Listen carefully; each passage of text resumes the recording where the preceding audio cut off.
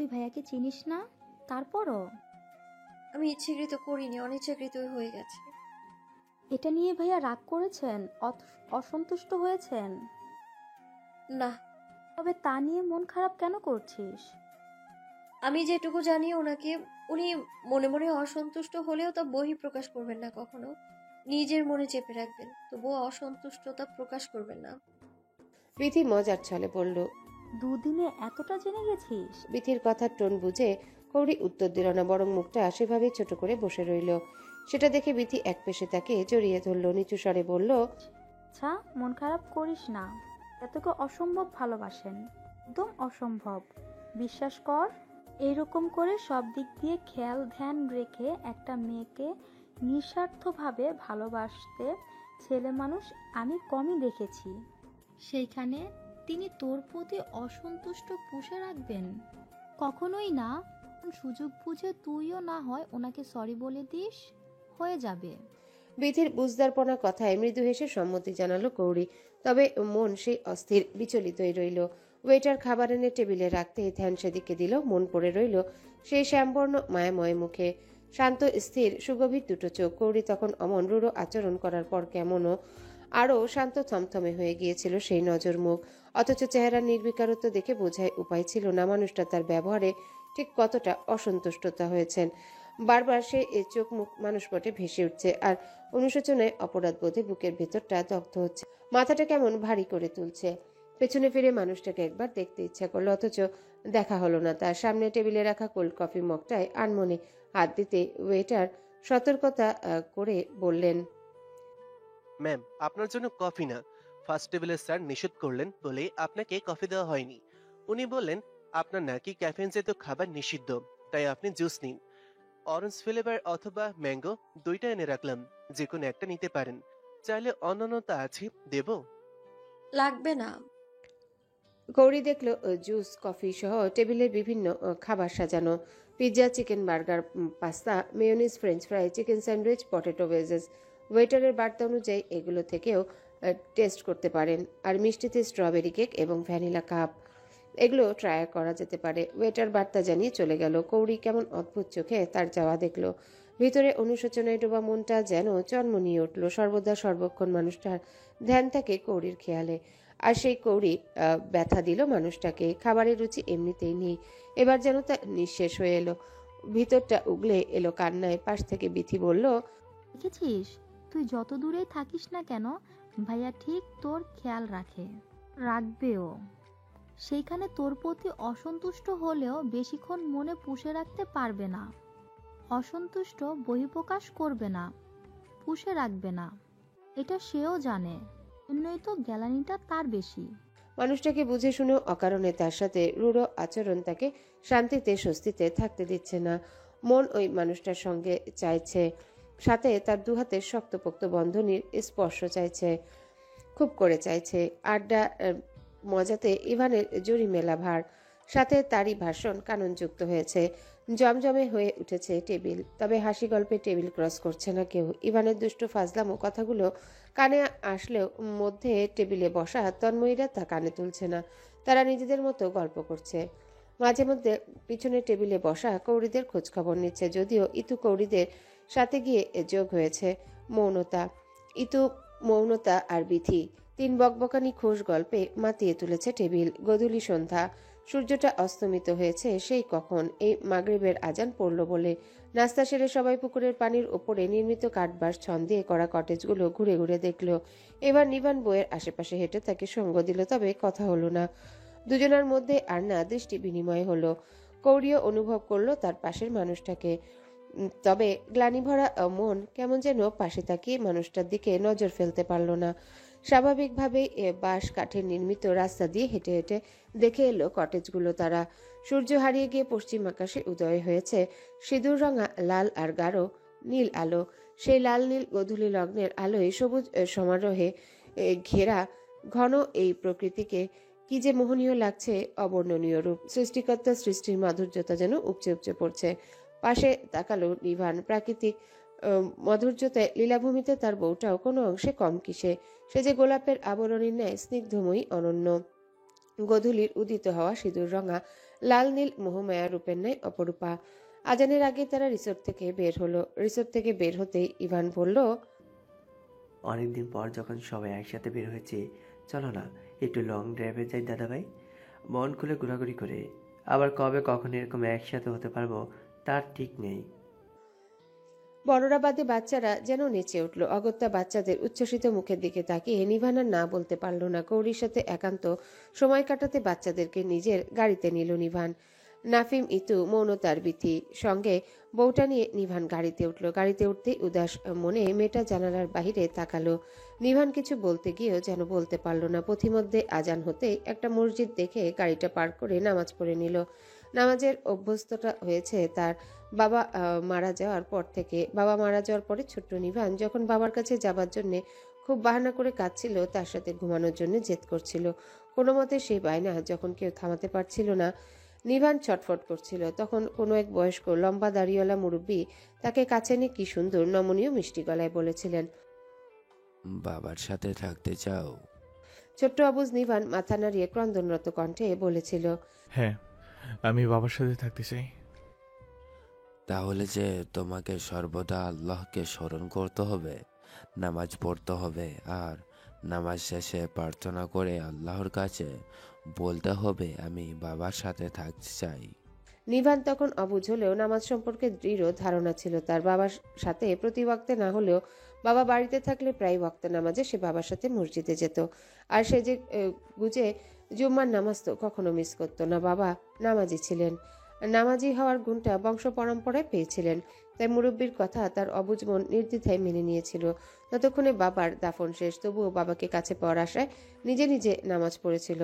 তখন কোনো ওয়াক্ত ছিল না, তবুও নামাজ পড়েছিল নিভান এবং কেঁদেছিল আর দোয়া করেছিল সে বাবার কাছে যেতে চায়, বাবার সাথে থাকতে চায়। তারপর ছোট্ট নিভান রোজ মায়ের সাথে নামাজ পড়তো আর দুহাত তুলে অবুঝ মনে আল্লাহর কাছে প্রার্থনা করত, আমি বাবার সাথে থাকতে চাই। বাবাকে না পেয়ে ছটফট করত নিভান। ঘন ঘন জ্বর অসুখে ভুগেছেও সে।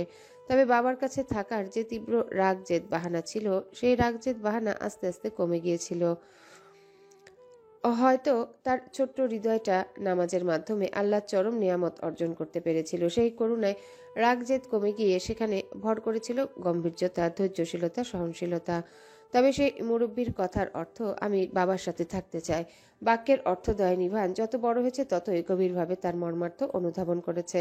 ভদ্রলোক তাকে বাবার সাথে থাকার জন্য নিজের আয়ু নিষ্ক্রিয় করতে প্রভুর কাছে কামনা করতে বলেনি, বলেছিল শুধু নিজের ইচ্ছাটা প্রকাশ করতে, যাতে আল্লাহ সন্তুষ্টি অর্জন করে সে বাবার সাথে জান্নাতে থাকতে পারে। আনমনে হাসল নিভান। মায়ের চেয়ে বাবাকে খুব ভালোবাসত সে। সর্বদা বাবার সঙ্গ পাওয়ার জন্য কত জেদ, কত অবুঝপনা করেছে নিভান। বাবা মারা যাওয়ার পরে তার সময়ের সাথে সাথেই সয়ে গেছে, তবুও অবুঝ ইচ্ছেটা তার রয়ে গেছে। অবশ্যই সে জান্নাতে বাবার সাথে থাকতে চায়। পাশে তাকালো নিভান, সেখানে নিজের সঙ্গিনী হিসাবে এই মেয়েটাকেও চায় সে। হঠাৎ ফোন বেজে উঠল নিভানের। ব্লুটুথটা কানে গুজে নিতেই সংযোগ স্থাপন হলো। ওপাশ থেকে ইভান বলল, কোথায় তোমরা? দেরি হচ্ছে কেন আসতে? আমার শ্রীপুর বঙ্গবন্ধু শেখ মুজিবুর সাফারি পার্কের সামনে গাড়ি থামিয়েছি কেবল। এসো। সন্ধ্যার সময় ওখানে কেন? নিতু বলছিল গাজীপুরের জায়গাটা ঘোরার জন্য বেস্ট, তাই এলাম। গাজীপুর হিসেবে জায়গা ঘোরার জন্য বেস্ট হলেও এখন বন জঙ্গল দেখার সময় না। ওখানে খোলামেলা জীবজন্তুর মেলা, যা রাতে উপভোগ করার সময় নয়। আর বাচ্চাদের নিয়ে রাতে এখানে ফেরাও ঠিক হবে না।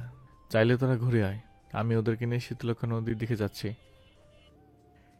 নিতু বলছিল নন্দন পার্ক বলে আরেকটা জায়গা আছে, তবে ওখানে এসো। ওখানে রাতের বেলা খুব একটা উপযোগ্য নয়। চাইলে তোরা যা, আমি ওদেরকে নিয়ে শীতলক্ষার দিকে যাচ্ছি, তোরা ঘুরে আয়। ইভান দ্বিরুক্তি করল না। সংযোগ বিচ্ছিন্ন হতেই নিভান গাড়ি চালানোতে মনোযোগ দিল। পাশে এক পলক তাকাতেই দেখল কৌরি গাড়ির জানালায় হাত রেখে তার উপর মুখটা সঁপে বাহিরে তাকিয়ে আছে। রাতের রাস্তায় গাড়ি চালানোতে বরাবরই একটা এক্সট্রা সতর্কতা অবলম্বন করে নিভান। বিধায় কৌরির পানে বিশেষভাবে খেয়াল দিতে চেয়েও পারল না। গাড়িতে অন্যরা না থাকলে কোথাও গাড়ি থামিয়ে দুজনের অমীমাংসিত ঝামেলাটার চুটকিতেই সমাধান করে ফেলত। তা এখন হওয়ার নয়। দীর্ঘশ্বাস ফেলে ড্রাইভিংয়ে মনোযোগ দিল সে। ব্রহ্মপুত্র নদ থেকে শীতলক্ষা নদীর উৎপত্তি। শীতলক্ষা নদীর তীরে বর্মি খেয়াঘাট, কাছাকাছি 400 বছরের পুরনো বর্মি বাজার। সেখান থেকে কিছুটা দূরে গাড়ি থামালো নিভান। কিছুটা দূরে বলতে বর্মা সিংহশ্রী ব্রিজের কাছে গাড়িটা পার্ক করলো। গাড়ি থেকে নামতেই হইচই করে বাচ্চারা ব্রিজে উঠে গেল। অন্যান্য ব্রিজের মতো এই ব্রিজের রেলিংয়ের পাশ ঘেঁষে একের পর এক সোডিয়ামের কোনো আলো নেই। তবে ব্রিজের ওপর দিয়ে চলা একের পর এক গাড়ির আলোতে ঝলমলে উজ্জ্বল চারিপাশটা। নদীর নাম যেন সার্থক, কচুরিপানায় ভরা শান্ত শীতল পানি। তার বহমানে নেই কোনো তরঙ্গ উচ্ছ্বাস, চলচল কলকল ভাবের তাপ উত্তাপ। চুপচাপ শান্ত ও শীতল বয়ে চলেছে সে।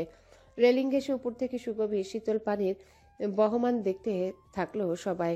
দিনের বেলা হলে এই নদীতে নৌকা চড়া যেত, রাতের বেলা ভুলেও বাচ্চাদের নিয়ে সেই রিস্ক নেওয়া যাবে না। একটাও সাঁতার জানে না সেভাবে। নাফিম দেখতে দেখতে হঠাৎ উবু হওয়ায় পাশে দাঁড়ানো কৌরি আতঙ্কিত হয়ে তাকে চেপে ধরে সোজা করে দাঁড় করিয়ে দিল। বলল, সোজা হয়ে দেখো নাফিম, নিচু হয়ে দেখো না, পড়ে যাবে। সোজা হয়ে তো সামনে দেখা যায়, নিচে কি দেখা যায়? আমি তো নিচে দেখতে চাই একটু, বৌমনি। নাফিমের আদুরে কণ্ঠের অনুরোধ ফেলতে পারল না কৌরি। তাকে ধরে দাঁড়িয়ে থাকলো। আর নাফিম হালকা মাথা নিচু করে নদীর একান্ত ছন্দে ছন্দে চলা বহমান পানি দেখতে থাকলো। সাথে কৌরিও। অন্ধকারে তার আসল বৈচিত্র্য অনুভব না করতে পারলেও শান্ত নদীতে চলা বাহারি নৌকাগুলোর ছলাৎ শব্দে বয়ে যাওয়া উপভোগ করতে থাকলো। নিভান গাড়ির গায়ে হেলান দিয়ে সুগভীর চোখে শীতলক্ষার অনুরূপ শান্ত নিজের বউটাকে দেখতে থাকলো। মেয়েটার চোখে তীব্র অনুশোচনা, অথচ তার ঠোঁট নিরুপায় নিস্তব্ধ। এরকম মানুষেরা ভিতরে ভিতরে পুড়ে ছাই হয়ে যায়, দগ্ধ হয়, অথচ নিজেকে কারো কাছে খোলামেলা উপস্থাপন করতে পারে না, নিজের ভালো মন্দ অনুভূতির বহিঃপ্রকাশ করতে পারে না। নিভান সোজা হয়ে দাঁড়ালো, পা বাড়ালো প্রিয়তমার অভিমানীর পানে। তন্মধ্যে আরও একটা গাড়ি এসে থামলো তার গাড়ির পাশে। ইভানারা হয়তো পার্কে সময় কাটায়নি, সোজা চলে এসেছে এখানে, নাহলে এত তাড়াতাড়ি আসার কথা নয়। গাড়ি থামতেই নেমে পড়ল সবাই। কোলাহলহীন নির্মল পরিবেশ। সবাই যেন জায়গাটা উপলব্ধির সাথে সাথে উপভোগ করলো। নিভানের আর বইয়ের কাছে যাওয়া হলো না। সবাই ব্রিজের এপাশ ওপাশ ছড়িয়ে ছিটিয়ে দেখতে থাকলো। গল্প কথার মধ্যে বিভিন্ন রকম মতামত প্রকাশ হলো। তার মধ্যে দিনের বেলা হলে জায়গাটা বেশ উপভোগ করা যেত, আশেপাশে ঘুরেও দেখা যেত। সর্বোপরি শান্ত শীতলক্ষায় নৌকায় চড়ে হৈ হৈ করে কিছুক্ষণ বেড়ানোও যেত। সবাই যার যার মতো ঘুরে ফিরে সময়টা উপভোগ করতে লাগলো, সাথে ব্যক্ত করতে থাকলো নিজেদের অনুভূতি। হঠাৎ নাফিম বলল, বৌমনি চলো না ব্রিজের ও মাথা থেকে ঘুরে আসি। আঙ্গুল দিয়ে দেখালো নাফিম। মানুষজন যা সব ব্রিজের এ মাথায় আর মধ্যেখানে, ও মাথায় আছে, তবে সংখ্যায় 2-1 জন। কৌরি সম্মতি জানালো। নাফিম বরাবরের মতো কৌরির আঙ্গুল নিজের আঙ্গুলের মধ্যে পেঁচিয়ে নিয়ে সামনে অগ্রসর হলো। কিছু দূর যেতেই নিজের পাশে বটবৃক্ষের মতো বলিষ্ঠ দেহের ছায়া অনুভব করলো। তার সাথে নিজের কোমল অন্য হাতের তালুতে সেই মানুষটার শক্ত হাতের স্পর্শ পেল। সঙ্গে সঙ্গে শরীর শিহরে উঠল তার। পা থামাতে গিয়েও নাফিমের হেঁটে চলা গতিতে স্থির দাঁড়াতে পারল না। ততক্ষণে তার নরম আঙ্গুলের ভাঁজে গেঁথে গিয়েছে কারো শক্তপোক্ত বড় বড় আঙ্গুলের ভাঁজ। তার হাতটা দখল হয়ে গিয়েছে কারো ভরসা বিশ্বাসযোগ্য হাতের মুঠোয়। অথচ নিজের ভেতরের ভরপুর আত্মগ্লানিতে পাশে ফিরে মানুষটাকে একবার মুগ্ধ চোখে দেখা হলো না তার। শুধু হাতে হাত রেখে হাঁটা হলো আর তাকে অনুভব করা হলো। বেশ কিছুক্ষণ ঘোরাঘুরি করে ওখান থেকে বের হয়ে কাপাসিয়া ব্রিজ ঘুরে রওনা হলো বাড়ির পথে। কাপাসিয়া ব্রিজেও বেশ কিছুক্ষণ সময় ঘোরাঘুরি করে পার করলো। আর রাতও অল্প হয়নি। এত রাত করে বাচ্চাদের নিয়ে এভাবে বাহিরে থাকাও ঠিক নয়। তবে তাদের আনন্দিত উচ্ছ্বাসিত মুখগুলো নিভানকে দৃঢ় হয়ে সিদ্ধান্ত নিতে দেয়নি। পুরোনো আমলের করা বড়সড় রুমটা দক্ষিণ পাশে হওয়ায় রুমে সর্বক্ষণ এলোমেলো হাওয়া বইতে থাকে। কৃত্রিম বাতাসের প্রয়োজন তেমন একটা হয় না। তবুও বাহির থেকে এসে ফ্যানটা ছেড়ে দিল নিভান। রুমের মধ্যে প্রয়োজনীয় আসবাবপত্রের কোনো কমতি নেই। তার মধ্যে রুমের মধ্যে 2 সিটের একটা ডাবল সোফাও আছে। সেখানে গিয়ে বসলো নিভান। গায়ে এলিয়ে দেওয়ার আগেই মনে হলো একেবারে ফ্রেশ হয়ে এসে বসলে ভালো হয়। উঠে দাঁড়াতেই দরজার পানে নজর দিল। ফাঁকা দরজা, কারো পায়ে ধ্বনিও শোনা যাচ্ছে না। তার মানে কৌরি এখনো নিচে। তার সঙ্গ দেওয়াতে মেয়েটার ক্ষণিকের অভিমান কাটালেও মন খারাপ কাটেনি। দীর্ঘশ্বাস ফেলে ওয়াশরুমে ঢুকলো নিভান। ফ্রেশ হয়ে এসে পোশাক চেঞ্জ করে নিল সে। দুপুরে এমার্জেন্সি যে পোশাকগুলো অর্ডার করেছিল তা সন্ধ্যার একটু আগে এসে পৌঁছেছে। বাড়িতে ঢুকতেই ছোট চাচি বিনয়ের সাথে পার্সেলটা হাতে ধরিয়ে দিলেন। ইভানকে দিয়ে নিজের প্রয়োজনীয় জিনিসগুলো রুমে নিয়ে এসেছে নিভান। এখানে তার কিছু নেই, যা আছে কৌরির প্রয়োজনীয় জিনিস। ভারী শাড়ি পরে মেয়েটা কাল সারা রাত ঘুমাতে পারেনি, শুধু উসখুস করেছে। অথচ ঘুম কাতুরে মেয়েটা ঘুমানোর জন্য ছটফট করছে। নিভানেরও ঘুম হয়নি। নিজের বেড ছাড়া হঠাৎ অন্য কোথাও তার ঘুম হয় না। পা দুটো সামনে এলিয়ে দিয়ে গা ছাড়া ভাব নিয়ে সোফায় বসলো নিভান। কিছুক্ষণ পর মাথাটাও এলিয়ে দিল সোফার হেডে। পেছনে জানালার ভেদ করে নির্মল ঠান্ডা বাতাস এসে ছুঁয়ে যাচ্ছে অকৃত্রিম। সেই বাতাসের কাছে যেন ফ্যানের এই কৃত্রিম হাওয়া কিচ্ছু নয়। চোখ বুজে নিল নিভান। মুহূর্তে কৌড়ির মেঘমেদুরে ডুবে থাকা মুখ আর অসহায়ত্ব নিয়ে চাওয়া হরিণী ডাগর ডাগর চোখ জোড়া ভেসে উঠল বদ্ধ নয়নে। উফ, মেয়েটার থেকে সামান্য নিজেকে দূরে রাখা তো দূর, অভিমানী অসন্তুষ্ট নিয়েও থাকার কায়দা বুঝি তার আর ইহকালে হবে না। মন কাঁদবে, বুক কাঁপবে, মস্তিষ্ক তাতে সায় জানিয়ে বলবে ও অবুঝ ও ছোট, কি বলতে গিয়ে কি বলে ফেলেছে, তাই এ ধরে তুই অভিমানী হয়ে বসে থাকবি? সম্পর্কে একজন অবুঝ হলে আরেকজনকে বুঝদার হতে হয়, মায়াময়, স্নেহশীল, দায়িত্ববান, যত্নশীল হতে হয়। না হলে সেই সম্পর্ক অযত্নে হারিয়ে যায়, নষ্ট হয়ে যায়। আর তুই তো তা হতে দিতে পারিস না। কারো মৃদু পায়ের শব্দে অস্পষ্ট হাসলো নিভান। এই নিঃশব্দে চলা পায়ের শব্দ তার চেনা। চোখ খুলল নিভান, সোজা হয়ে বসলো। কৌরি সেটা খেয়াল করেনি। নিভানকে চুপচাপ চোখ বুজে শুয়ে থাকতে দেখে নিঃশব্দে ভেতরে ঢুকলো। তারপর শব্দহীন হাতে হিজাব খুলতে ব্যস্ত হলো সে। তখন পিনগুলো মানুষটা ফেলে দেওয়ায় হিজাব বাঁধবে কি দিয়ে ভাবতে গিয়ে মনে হলো স্টোনের বড় বড় কয়েকটা সেফটি পিন তো আছে তার কাছে। মূলত সেটা দিয়ে কোনো রকমে হিজাব বেঁধে চলে গিয়েছিল সে। বিধ্বস্ত মন লজ্জায় চায়নি ঘুরতে যেতে, তবুও সবার কথা ভেবে যেতে হয়েছিল। তবে লজ্জায় মানুষটার দিকে একবারও ফিরেতে পারেনি সে। কৌরি, হঠাৎ ডাকটা কর্ণগোচর হতেই বুকটা মোচড় দিয়ে উঠল কৌরির। কান্না পেল ভীষণ, দাঁতে দাঁত চেপে তা আটকালো। সারাটা বিকেল আত্মগ্লানিতে ভুগেছে সে। আত্মগ্লানি যেন দ্বিগুণ হয়েছে সে অমন ব্যবহার করার পরও মানুষটার তার প্রতি খেয়াল, ধ্যানে, যত্নে, তাকে সঙ্গ দেওয়ায়। সেই সঙ্গ সম্পর্কে নিজের অযথা কণিকের অভিমান মুছে গেলেও আত্মগ্লানি মুছেনি।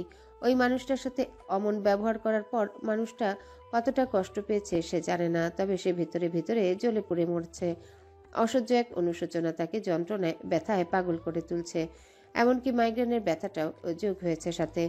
মানুষটার ডাকটায় তা যেন প্রকট হলো। ব্যথায় ঝিমঝিম করে উঠল মাথার শিরা, উপশিরাগুলো। টোরজোড়া ভেঙে ফুপিয়ে আসতে চাইল সেই নরম ডাকে। তা কাঁদল না, তবে ডাক শুনতেই চরাত করে মুখ ঘুরিয়ে পিছু ফিরল সে। সরাসরি তাকালো নিভানের চোখে, কেমন শিশুসুলভ অবুঝ সে চাহনি। ওই মেঘজামা মুখটা, জলজলে চোখ জোড়া, শুষ্ক ঠোঁট দুটো বেশ কিছু সময় দেখল নিভান। তারপর কি ভেবে মৃদু হেসে ডান হাতটা বাড়িয়ে দিল কৌরির দিকে, আহ্বান জানালো। কাছে আসো। চিলসো মারার মতো মনটা যেন দৌড়ে চলে গেল সেই মানুষটার আহ্বানে, অথচ কৌরি পারল না যেতে। আত্মগ্লানি, অনুশোচনা যেন তার পা দুটো বেঁধে রাখলো অদৃশ্য এক বন্ধনীতে। তবে সেই আদুরে আহ্বানে স্থির হয়ে দাঁড়িয়েও থাকতে পারল না। ছোট ছোট কদম ফেলে এগুলো চেয়েছিল নিভানের পাশে গিয়ে বসবে, অথচ সেই মানুষটা তা হতে দিল না। নিভানের বাড়ানো হাতটা কৌরিকে নাগালে পেতেই হবে, তার কোলের মধ্যে বসিয়ে দিল তাকে। এবার আর নিজের শান্ত রাখলো না কৌরি। মুহূর্তেই শক্তবদনে জড়িয়ে ধরল নিভানের গলা। ঠোঁট ভেঙে এলো নীরব কান্নায়। দাঁতে দাঁত চেপে তা আটকাতে চেষ্টা করলেও আখিদয়কে মানানো গেল না। তবে এতক্ষণই বুঝি তার বুকের ভেতরে বয়ে চলা দহন ক্রিয়া কমল। স্বস্তি পেল, শান্তি পেল, সুখ অনুভব করলো মানুষটার শরীরে পুরুষ স্পর্শে, গন্ধে। অনেকটা সময় পেরিয়ে যাওয়ার পর অপরাধী স্বরে বলল, আমি এক্সট্রিমলি সরি। নিভান জানা সত্ত্বেও খোঁচালো, কিসের জন্য? আপনাকে অকারণে অসন্তুষ্ট করেছি এই জন্য। নিভান হাসলো, সোফার হেডে মাথা এলিয়ে পুনরায় চোখ বুজে নিল। খুব সাবলীল গলায় বলল, সামান্য বিষয় নিয়ে মন খারাপ করে কেউ? এটা নিয়ে মন খারাপ করার কি আছে? আমি তোমাকে বিয়ে করেছি আর তুমি আমার জন্য হালাল হয়ে গেছো। তার মানে এই নয় আমার যখন তখন তোমাকে তোমার ইচ্ছার বিরুদ্ধে তোমাকে ছোঁয়ার দলিল হয়েছে, অধিকার রয়েছে। তোমার ভালো মন্দ না বুঝে তোমাকে ছোঁয়ার গ্যারান্টি পেয়ে গেছি, হক পেয়ে গেছি। আমাদের সম্পর্কে স্পর্শ হোক বা অন্য অন্য চাহিদা, অনুভূতি, আমি যেমনটা চাইবো তোমাকেও তেমনই চাইতে হবে। তবেই না আমরা একজন অপরজনের। তবে তুমি না চাইলেও আমার চাওয়ার আচরণে, স্পর্শে, কথাবার্তা যদি অহেতুক উগ্রতা, স্বাভাবিকতা না থেকে থাকে, নিশ্চয়ই আমি তোমার ইচ্ছার বিরুদ্ধাচরণ করতে পারি। পারি কি? আমার মনে হয় অবশ্যই পারি। সেটার জন্য আমার মনে হয় না আমার স্ত্রীর হক নষ্টকারী অপরাধী। তাকে শুয়ে ঠিক কোনো অপরাধ করে ফেলেছি, যেখানে আমার স্ত্রীর প্রতি আমার দায়িত্বশীলতা, যত্নশীলতা, কর্তব্য, তার হক, সে না চাইলেও সেসব হক তার জন্য থেমে থাকবে না। After all I love her. So I want to keep her well. Hello বন্ধুরা, পরবর্তী পার্ট খুব তাড়াতাড়ি আসবে, তো সবাই অপেক্ষায় থাকো। আর চ্যানেলটি যারা এখনো সাবস্ক্রাইব করনি তারা পরবর্তী পার্ট দেখার জন্য চ্যানেলটি সাবস্ক্রাইব করে রেখো। ধন্যবাদ সবাইকে, আমাদের সাথেই থেকো।